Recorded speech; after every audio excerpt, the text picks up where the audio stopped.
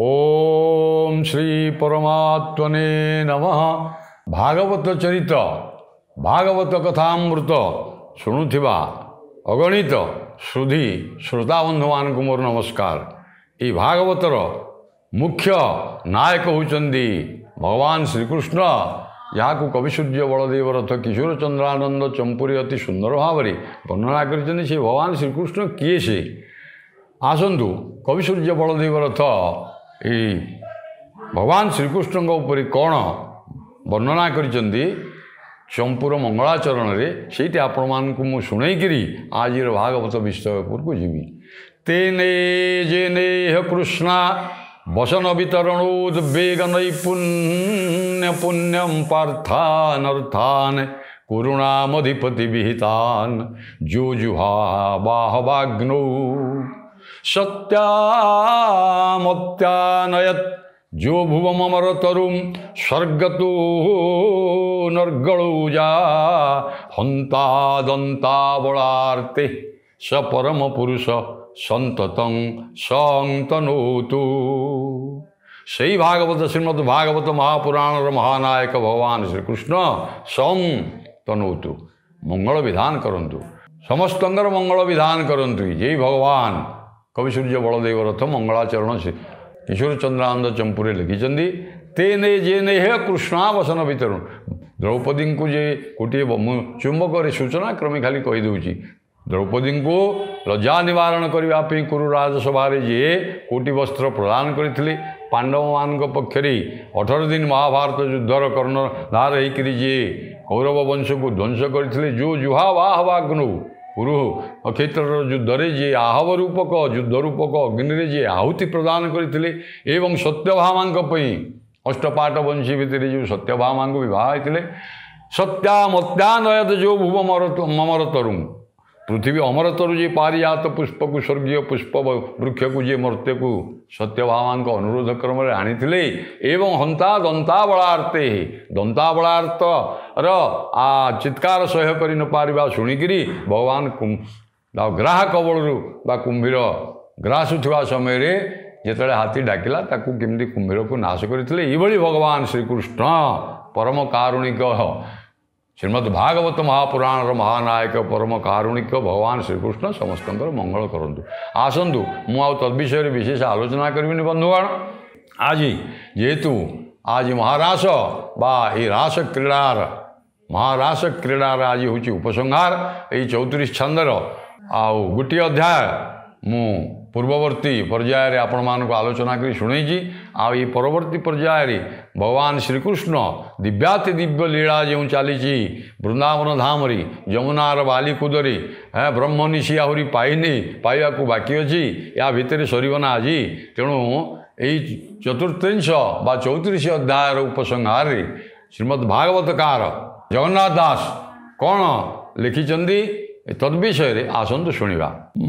जे जहा अलंकार भरी गोपी चाहती नरहरी कृष्णर नख क्षत पाई आनंदे पुलकित। भगवान श्रीकृष्ण जिते आलिंगित अवस्था अच्छा गोटे गोपी की गोटे कृष्ण होती एवं आलिंगित अवस्था जो देहरे नखक्षत सबू चालन कर स्त्रीर कौ स्थान नखक्षत कले आनंद लाभ करे अति आनंद रास क्रीड़ा समय काम क्रीड़ा समय उपेन्द्र भंज आज्ञा जरता उपाख्यान लिखिदे ऋष्य श्रृंग महर्षि को जिते सी आणला उपेन्द्र भंज लिखिंट विज्ञासी प्रथम रसे चंद्र चाली देला विज्ञासी प्रथम रसे चंद्र चाली देला विज्ञाने ऋषि कुमार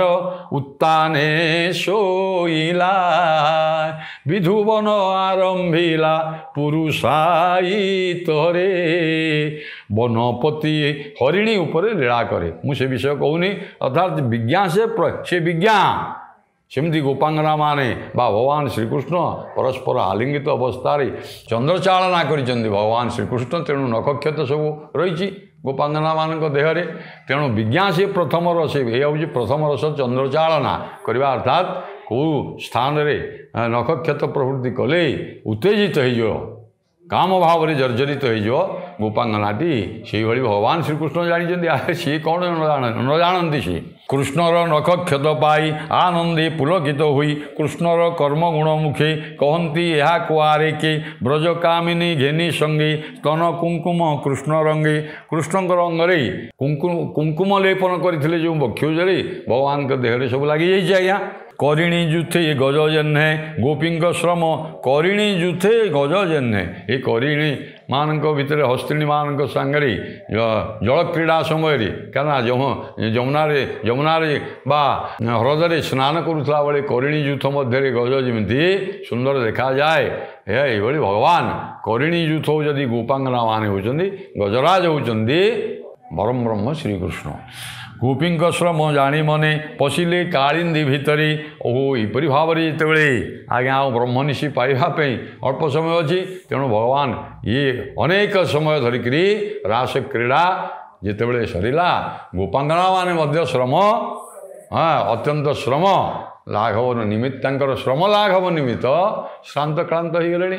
ତେଣୁ ଭଗବାନ ଦେଖିଲେ ଯେ ଗୋପାଙ୍ଗନା ମାନେ ଶ୍ରାନ୍ତ କ୍ଳାନ୍ତ ହେଲେଣି, ତେଣୁ କାଳିନ୍ଦୀ ହ୍ରଦରେ ବା ଯମୁନାରେ ଆସିକି ସ୍ନାନ କରିବେ। ମୁଁ କହିଥିଲି ଯେ ରାସର ବିଭିନ୍ନ ସବୁ ପର୍ଯ୍ୟାୟ ଅଛି, ପ୍ରଥମରୁ ଆରମ୍ଭ କରି ଶେଷ ହେଉଛି କାଳିନ୍ଦୀ ହ୍ରଦରେ ସ୍ନାନ, ରାସ କ୍ରୀଡ଼ା, କାଳିନ୍ଦୀ ହ୍ରଦରେ ସ୍ନାନ ଏବଂ ବୃନ୍ଦାବନ ବିହାର। ତେଣୁ ଭଗବାନ କାଳିନ୍ଦୀ ହ୍ରଦରେ ବର୍ତ୍ତମାନ ପଶିଲେ କାଳିନ୍ଦୀ ଭିତରେ ଗନ୍ଧର୍ବେ ଗାବନ୍ତି ସୁସ୍ୱରେ ଗୋବିନ୍ଦ ଦେହେ ଗୋପନାରୀ ଜଳ ସିଞ୍ଚନ୍ତି କରେ ଧରି।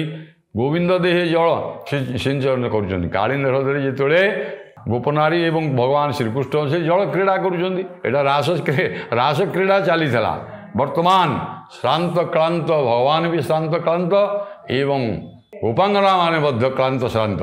ତେଣୁ ଜଳରେ ଯେତେବେଳେ ଯାଇଛନ୍ତି ସ୍ନାନ କରୁଛନ୍ତି, ଯମୁନାର ଜଳ ତ ଆଜ୍ଞା ବିଷମୁକ୍ତ କରିଦେଇଛନ୍ତି, କାଳିଅ ନାଗକୁ ଆପଣ ଜାଣିଛନ୍ତି ବାହାର କରିଦେଇଛନ୍ତି।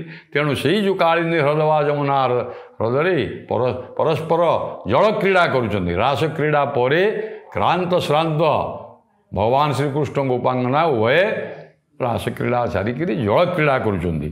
ଗୋବିନ୍ଦ ଦେହେ ଗୋପନାରୀ ଜଳ ସିଞ୍ଚନ୍ତି କରେ ଧରି କଟାକ୍ଷେ ଚାହାନ୍ତି ଶ୍ରୀମୁଖ ଖଣ୍ଡିଲେ ଜନ୍ମବନ୍ଧ ଦୁଃଖ। ଭଗବାନଙ୍କୁ ମଝିରେ ମଝିରେ ଚାହୁଁଛନ୍ତି, ତାଙ୍କର ଜନ୍ମବନ୍ଧ ଆଉ ଭଗବାନଙ୍କ ଦେହରେ ଲୀନ ହୋଇଯିବେ। ଜନ୍ମବନ୍ଧ ଆଉ ପୁନର୍ଜନ୍ମ ନାହିଁ, ନା ପୁନରପି ଜନନଂ ପୁନରପି ମରଣଂ ପୁନରପି ଜନନୀ ଜଠରି ଶୟନଂ, ଏଇଭଳି ଚାଲିଛି। ତେଣୁ ଆଉ ଗୋପାଙ୍ଗନା ମାନଙ୍କର ସେ ତ ନିତ୍ୟ ସିଦ୍ଧା, ସେ କେବଳ ସଗୁଣ ବ୍ରହ୍ମ ର ସାକାର ରୂପକୁ ଆନନ୍ଦ କରିବା ପାଇଁ ଏଠି ଦେହ ଧାରଣ କରିଛନ୍ତି। ନହେଲେ ସେମାନେ ମଧ୍ୟ ସେଇଭଳି ନିତ୍ୟ ସିଦ୍ଧା, ଦେହ ତାଙ୍କର ନାହିଁ। ଭଗବାନ ତ ଅନାଦି ଅନନ୍ତ ନିରାକାର ନିର୍ଗୁଣ, ଗୋପାଙ୍ଗନା ମାନେ ମଧ୍ୟ ଚିନ୍ମୟ ରୂପ, ଚିଦାନନ୍ଦ ରୂପ ସେମାନେ। ଏଣୁ ଜନ୍ମବନ୍ଧ ତାଙ୍କର ନାହିଁ। ବିମାନେ ଥାଇ ଦେବନାରୀ ପୁଷ୍ପେ ବରସି ସ୍ତୁତି କରି, ଦେବନାରୀ ଦେବକନ୍ୟା ମାନେ ବା ଦେବକନ୍ୟା ମାନେ ସ୍ୱର୍ଗରୁ ଆଜ୍ଞା ସେମାନେ ମଧ୍ୟ ପୁଷ୍ପବୃଷ୍ଟି କରୁଛନ୍ତି। ଆଉ ଗଜେନ୍ଦ୍ର ପ୍ରାୟ ଗରଙ୍ଗ ମିଳେ ଲୀଳା ବିନୋଦେ ନଦୀ ଜଳେ। ଗଜେନ୍ଦ୍ର ଯେମିତି ଆଜ୍ଞା କରିଣୀ ଯୁଥ ସଙ୍ଗରେ ଯେମିତି ସ୍ନାନ କରୁଥିଲା, ଆଉ ତାଙ୍କର ସେ ଯେଉଁ ପରସ୍ପର ସୁନାଦଣ୍ଡରେ ଯେଉଁ ଜଳ କ୍ରୀଡ଼ା ହାତୀ ହସ୍ତିନୀ ମାନଙ୍କ ସହିତ କରି କରିଣୀ ମାନଙ୍କ ସହିତ କରୁଥିଲା, ଏଠି ଭଗବାନ ପରସ୍ପରକୁ ସେମାନେ କେମିତି ଜଳ ଫିଙ୍ଗାଫିଙ୍ଗି ହେଉଛନ୍ତି। ଏଇ ଦୃଶ୍ୟ ସୁନ୍ଦର ପ୍ରକାଶ ଯାମିନୀ ଚନ୍ଦ୍ର କିରଣେ ବନଭୂମି। ମୁଁ କହିଥିଲି ମହା ଅନ୍ଧକାର କରିଦେଇଥିଲେ। ଶରତକାଳୀନ ପୂର୍ଣ୍ଣମୀ ଆକାଶର ଚନ୍ଦ୍ରକୁ ଆଜ୍ଞା ଭଗବାନ ଘୋଡ଼େଇ ଦେଇଥିଲେ ମେଘ, ଏବେ ମେଘମୁକ୍ତ ଆକାଶ। ତେଣୁ ଚନ୍ଦ୍ର ଆଜ୍ଞା ଚନ୍ଦ୍ରସ୍ନା ପଡ଼ି ପ୍ଳାବିତ ହୋଇଛି, ଯମୁନାର ଜଳରେ ମଧ୍ୟ ପଡ଼ିଛି। ଏଣୁ ସୁନ୍ଦର ପ୍ରକାଶ ଯାମିନୀ ଗୋପ ଅବଳା ଘେନି ସଙ୍ଗେ ହରି ରମିଲେ ଆତ୍ମା ରଙ୍ଗେ ତାହାର ନାହିଁ ରସଚ୍ୟୁତ। ଆରେ ଯାହାର ରସଚ୍ୟୁତ ନାହିଁ ଆତ୍ମା ରାମ ଯିଏ ସନାତନ ଆତ୍ମା। ବିଦତ ଚିନ୍ତାମଣିକାର ଅଭିମନ୍ୟୁ ସାମନ୍ତ ସିଂହାର ପ୍ରଥମ ଛାନ୍ଦରେ କହିଛନ୍ତି, ବିଦତ ଚିନ୍ତାମଣିରେ ଆତ୍ମା ରାମ ସନାତନ ବ୍ରହ୍ମ ନିରୂପଣ। ଯିଏ ବ୍ରହ୍ମ, ଯିଏ ଆତ୍ମା ରାମ, ଯିଏ ସନାତନ, ସିଏ ଏଇ ଲୀଳା କରୁଛି। ତେଣୁ ଏଇ ରସ ଚ୍ୟୁତ ହେବାର ନୁହେଁ ବୋଲି ତାଙ୍କର ଅନ୍ୟ ନାମ ହେଉଛି ଅଚ୍ୟୁତ। ରସ ଚ୍ୟୁତ ହୁଏନି, ଏ ନିତ୍ୟ ଲୀଳା, ନିତ୍ୟ ରସ ଚାଲିଛି ନିତ୍ୟ ବୈକୁଣ୍ଠରେ ଗୋପାଙ୍ଗନା ମାନଙ୍କ ସହିତ। ତେଣୁ ତାଙ୍କର ଅନ୍ୟ ନାମ ହେଉଛି ଅଚ୍ୟୁତ। तार नाही रसच्युत अच्युत नाम जेणु ख्यात पुणी अभिमन्यु नंदन चाहिला शुकंक ये कथा जो अभिमन्यु नंदन जे परीक्षित महाराज जी समस्त वृत्तांत शुकमुनि व्यासंकर पुत्र शुकमुनि मुखरु जो भागवत चरित्र को शुणुले सी गोटे सन्देह माने है अरे कहीं सन्देह मुझे तो कही जे केवल जड़ देह बा देह धारण कर लोकर मन ही सन्देह हम कहीं भगवान गोपांगना मानकर देह ज्ञान नहीं एवं भगवान देही ज्ञान नहीं किंतु केवल केवल केवल आमे प्रकृतिर अर्थात सत्व रजतम त्रिगुणात्मक प्रकृति रे वशीभूत हो जो जड़ देह धारण कर पंच महाभौतिक देह तार ही ये सब चिंता आसो तेणु भगवान ये भागवतकार जो वर्णना करथिबा कथा गुड़िक शुकमुनि जहाँ कहते परीक्षित मन टे सन्देह होती तेणु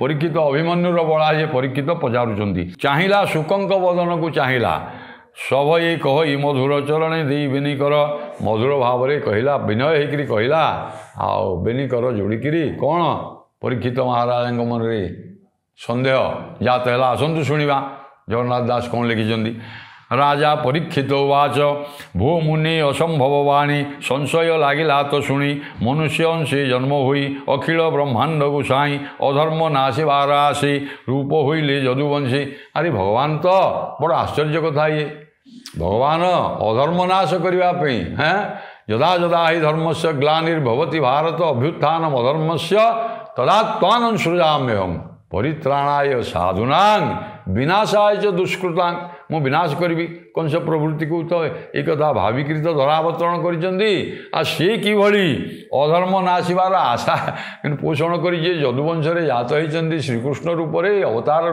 नहीं सी किमिति अधर्म सी किंपा अधर्म आचरी पर स्त्री अर्थात गोपांगना मान सहित यो काम क्रीड़ा कले परास मंडली रे आओ से एटा अधर्म है कि हाँ धर्माचरण करने धर्म रक्षा करने मर्त्य भूमि सगुण ब्रह्म बा साकार रूप धारण कर यदुवंश जन्म होता भगवान श्रीकृष्ण ये जो गोपांगना मान सहित लीला कले काम भाव में जर्जरित होकर आलिंगित इत्यादि इत्यादि रास मंडली एगुड़िक अधर्म कले कि पर नारी को देखो मन केमी अरे से व्याख्याकार भागवतर जो मैंने व्याख्या कर प्रथमे भाविबा को हम ये हूँ भगवान लीला ये आम तुमर लीला नुहे ये मनुष्य साधारण नुह आपको आम ये ज्ञान रे चिंता करवा नुह बा से प्रश्न पचारिबाटा दुखदायक से प्रश्न जे संकीर्ण मना हुई तो परीक्षित राजा संकीर्ण मना नुहति किंतु अति संकीर्ण मना लोक हेले ये गुड़े आलोचना करिवो तेणु से निवृत्त रुह सर्वथा बोली शुकमुनि कहीदे कहीं कहे परा निगम कल्पतरोर गलितम फलम निगम जे वेदशास्त्र जदि निगम कल्पतरु हुए तार फल हूँ शुकमुखाद अमृतम द्रव संयुत पीबत भागवत रसमालय ये कथा को मन रखा हम तेणु परीक्षित महाराज मन में जो टी सांसारिक बासना समन्वित जो सन्देह जागृत होती आसतु भगवान ताको कौन कहीकि बा भागवत समाधान करा रूप होइली जदुवंशी धर्मपालक नरहरि से किंपा धर्माचारी जगत जन गुरु पिता गति अगति इष्टदा जे जगत जनर गुरु जे जगत जनर पिता जे अगतिर गति से किभଳି से किंपा कले परदारा कहुई मातृवत परदारेशु ताले तुम्हें मातृवत ज्ञान करुवा भगवान इे कहीच गोटे कथा सियाड़े करुच गोटे कथा अन्य स्त्री की उपभोग करुच हाँ परदारा हरण इत्यादि तेबे निज महिमा आत्मरत से किंपा कले आ ये निज महिमा रे आत्मरति रे संतुष्ट से कहीं परनारी सहित संतुष्ट होगा इच्छा कले रास मंडली से किं ये विपरीत भाव क्या आचरण कले आओ सी अभिप्राय न जान संशय छेद से अभिप्राय मुझे जानूनी मो मन जो सन्देह अच्छी हे प्रभु या दूर कर राजा बदन चाहे मुनि कहती कृष्ण भाव घेनी भगवान मन रे परीक्षित शुकमुनि भगवान को चिंता कृष्ण को चिंता करी परीक्षित महाराजा को उत्तर दौरान कौन आसतु जगन्नाथ दास कही शुणा ଶୁଣ ରାଜନ ଭାଗବତ ଏ ବଡ଼ ଲୋକଙ୍କର ମତ। ଏ ବଡ଼ ଲୋକଙ୍କର ମତ, ତୁମ ଆମର କଥା ନୁହେଁ। ଏ ବଡ଼ ବଡ଼ ବ୍ରହ୍ମଜ୍ଞାନୀ ଯେଉଁମାନେ, ମୁଁ କହିଛି ଯେ ନୈମିଷାରଣ୍ୟରେ 60,000 ଋଷି ଭାଗବତ କଥାକୁ ଶୁଣୁଛନ୍ତି। ଯଦି ସେଇଭଳି କିଛି ଥାନ୍ତା, ପରକିଆ ଦୋଷ ବା ପରକିଆ ପ୍ରୀତିର ଦୋଷଯୁକ୍ତ ହେଇଥାନ୍ତେ ଭଗବାନ, ତାହେଲେ ଶୁଣନ୍ତେ କି ଆଜ୍ଞା? ବ୍ରହ୍ମଜ୍ଞାନୀ ଯେଉଁମାନେ ଭାଗବତ ମଧ୍ୟ ଶୁଣୁଛନ୍ତି। ଇଏ ଶୁଣ ରାଜନ ଏ ବଡ଼ ଲୋକର ମତ, ଏହାଙ୍କ କର୍ମ ବିପରୀତ, ଏଣୁ ଯେ ତେଜେ ବଳବନ୍ତ। ଇଏ ତେଜରେ ବଳବନ୍ତ, ତେଣୁ ଇଏ ସବୁ ବଡ଼ ଲୋକମାନଙ୍କର ବ୍ୟବହାର। ବଡ଼ ଲୋକମାନେ କ'ଣ କରିଛନ୍ତି? ଆଉ ସିଏ ବଡ଼ କହିଲେ ସିଏ ହେଉଛନ୍ତି ବ୍ରହ୍ମ, ଏକମାତ୍ର ବ୍ରହ୍ମ।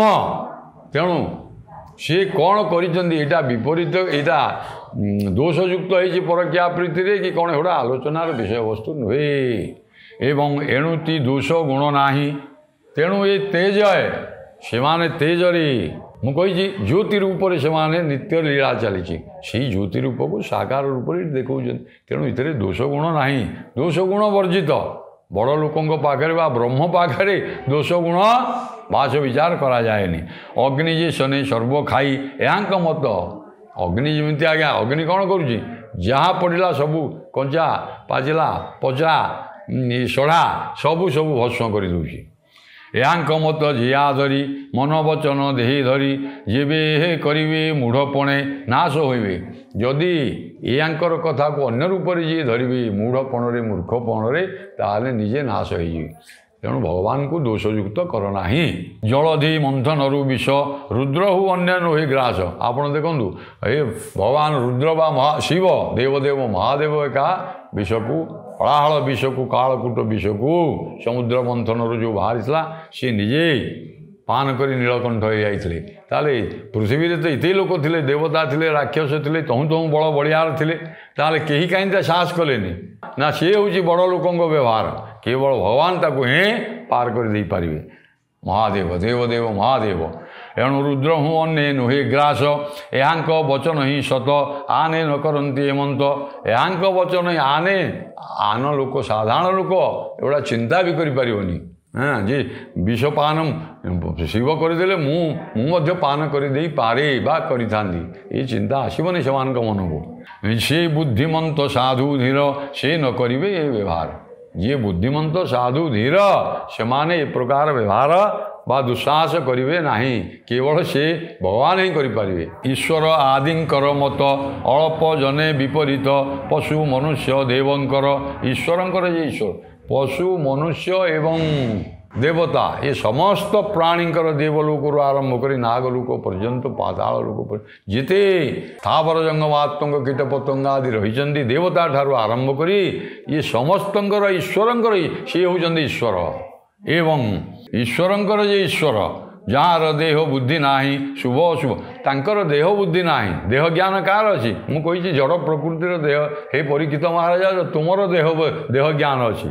ଗୋପାଙ୍ଗନାମାନଙ୍କର ଦେହ ଜ୍ଞାନ ନାହିଁ, ଏବଂ ଭଗବାନଙ୍କର ଦେହ ବୁଦ୍ଧି ନାହିଁ। ତେଣୁ ଶୁଭ ଅଶୁଭ ସେଠି କ'ଣ ବିଚାର କରିବ?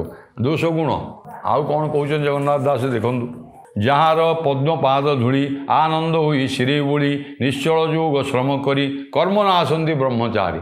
ଯାହାଙ୍କୁ ଯୋଗ କରିକିରି ଏଇ କର୍ମ, ସାଂସାରିକ କର୍ମକୁ ତୁଚ୍ଛ ମନେ କରି ବ୍ରହ୍ମଚାରୀ ହେଇଛନ୍ତି ଯୋଗୀଜନମାନେ, ସେମାନେ ତାଙ୍କୁ ଧ୍ୟାନସ୍ଥ କରୁଛନ୍ତି। ଏବଂ କର୍ମ ନା ଆସନ୍ତି ବ୍ରହ୍ମଚାରୀ, ତାଙ୍କର ଜନ୍ମବନ୍ଧ ନାହିଁ। ସେଇଭଳି ଯେଉଁମାନେ ବ୍ରହ୍ମଚର୍ଯ୍ୟ ଆଚରଣ କରି ଯୋଗୀଜନମାନେ ଭଗବାନଙ୍କୁ ଧ୍ୟାନ କରୁଛନ୍ତି, ସେମାନଙ୍କର ଆଉ ଜନ୍ମବନ୍ଧ ନାହିଁ।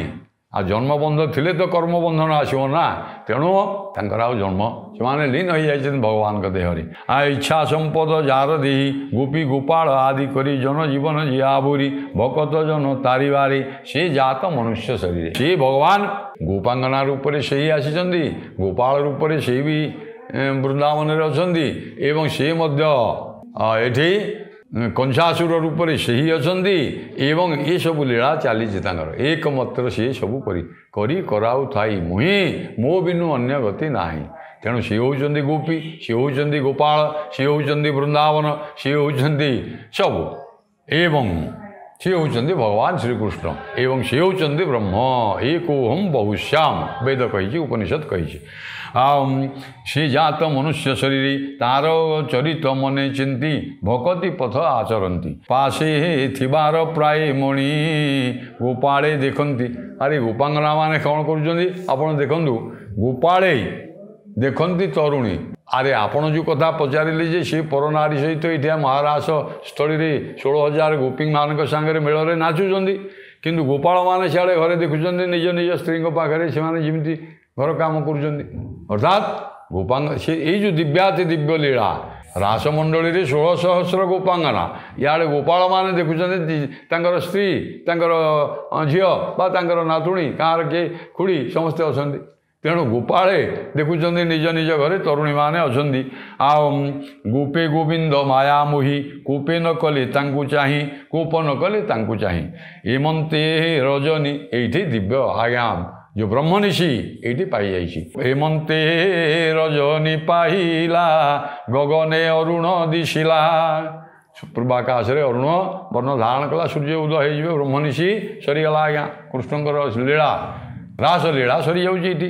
କୃଷ୍ଣର ଅଙ୍ଗ ସଙ୍ଗ ପାଇ ଗୋପିଏ ଗଲେ ତୁ ସହି କୃଷ୍ଣର ପାଦେ ଦେଇ ମନ ମିଳିଲେ ଯେ ଯାହା ଭୁବନ ଗୋପେ ଗୋବିନ୍ଦ କେଳିବନେ ଏଣେ ଯେ ହୋଇ ସାବଧାନେ ଭଗତି ହୃଦୟ ପରିମାଣି ଏଣେ ଭେଟିବେ ଚକ୍ରପାଣି ସକଳ ଦୁଷ୍ଟରୁ ଯେ ତରେ ସେ ନ ପଡ଼ଇ ମାୟା ଘରେ। ସମସ୍ତ ଦୁଷ୍ଟରୁ ଯେ ସେ ମାୟାରେ ପଡ଼େନି।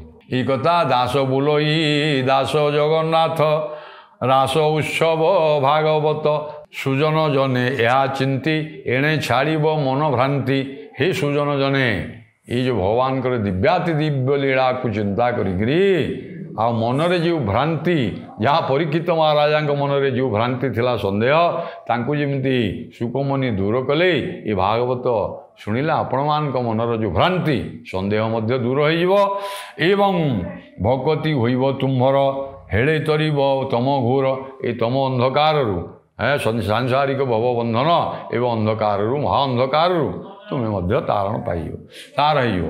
ଏ ମୁଁ ଛାର ହୀନ ମୂଢ଼ପଣେ ସେ ବହି ତୁମ୍ଭର ଚରଣେ। ମୁଁ ତ ମୂଢ଼ପଣରେ, ମୁଁ ଛାର ହୀନପଣ ଯାହା ଦୁଇ କଥା ଲେଖିଛି ଭଗବାନଙ୍କର, ମୋତେ ଭଗବାନ ଶ୍ରୀକୃଷ୍ଣ କହିଛନ୍ତି। ଦେଖନ୍ତୁ ବିନୟ ଭାବରେ କବି କହୁଛନ୍ତି, ବିନୀତ ଭାବରେ କହୁଛନ୍ତି, ଗର୍ବ ନାହିଁ, ଅହଙ୍କାର ନାହିଁ ଯେ ମୁଁ ଏଡ଼େ ବଡ଼ ଭାଗବତ ଗ୍ରନ୍ଥକୁ ରଚନା କରିଛି। ମୁଁ ହେଉଛି ମୂଢ଼, ମୁଁ ବିନୀତ ହେଇକରି କହୁଛି ଯେ ଭଗବାନ ମୋର ଅନ୍ତରରେ ହୃଦୟରେ ରହିକରି ମୋତେ ଯାହା କହିଛନ୍ତି ମୁଁ ତାକୁ ଦିଧାଡ଼ି ଲେଖିଛି। ଏଣୁ ମୋହର ନଘେଇ ନିମା ଦୋଷ ଗୀତେ କହିଲି କୃଷ୍ଣ ରସ ପୁରାଣ କଲି ଗୀତ ରସ ଯାହା କହିଲେ ପିତବାସ। ପୁରାଣ କଲି ଗୀତ ରସ ଯାହା କହିଲେ ପିତବାସ। ସେ ଭଗବାନ ଶ୍ରୀକୃଷ୍ଣ ମୋତେ ଅନ୍ତରରେ ଥାଇକିରି ମୋତେ ଯାହା କହିଲେ ମୁଁ ତାହା ଦୁଇ କଥା ଭାଗବତରେ ଗ୍ରନ୍ଥରେ ଲେଖିଛି। ଆପଣମାନେ ଦୋଷ ଧରିବେନି, ଏ ଗ୍ରନ୍ଥ ପାଠ କରନ୍ତୁ, ଏ ଭବବନ୍ଧନରୁ ମୁକ୍ତ ହେଇଯାଆନ୍ତୁ। କିଏ ତାହା କରିବ ଟିଆନ ସବୁରି ପ୍ରଭୁ ଭଗବାନ। ଏ ଭଗବାନ ହେଉଛନ୍ତି ସମସ୍ତଙ୍କର। ମୋର ଏଇ ଯେଉଁ ଲୀଳା ମୁଁ ବର୍ଣ୍ଣନା କଲି ମୋର ହୃଦୟରେ ଥାଇ କହିଛନ୍ତି ଆପଣମାନଙ୍କ ସମସ୍ତଙ୍କର କୋଟି ହୃଦୟରେ ମଧ୍ୟ ଭଗବାନ ଅଛନ୍ତି। ଆଉ ସମସ୍ତଙ୍କୁ ମଙ୍ଗଳ ବିଧାନ କରନ୍ତୁ ସେ ଭଗବାନ କୃଷ୍ଣ। ଏତିକି କହିକିରି ମୁଁ ମୋର ଏ ମହାରାସ ବା ରାସ ପଞ୍ଚାଧ୍ୟାୟର ଉପସଂହାର କରୁଛି। ଏହା ପରବର୍ତ୍ତୀ ପର୍ଯ୍ୟାୟରେ ଭାଗବତରେ ଆଉ କ'ଣ ଲେଖା ହେଇଛି ସବୁ ଲୀଳା ପରବର୍ତ୍ତୀ ପର୍ଯ୍ୟାୟରେ ସୁବିଧା ହେଲେ ଆଲୋଚନା କରିବା। ଏତିକିରେ ଆଜି ରାସ ପଞ୍ଚାଧ୍ୟାୟର ସମାପ୍ତି ଘଟିଲା ବା ସମାପ୍ତି ମୁଁ କଲି। ପରବର୍ତ୍ତୀ ପର୍ଯ୍ୟାୟରେ ଆଲୋଚନା କରିବା। ନମସ୍କାର।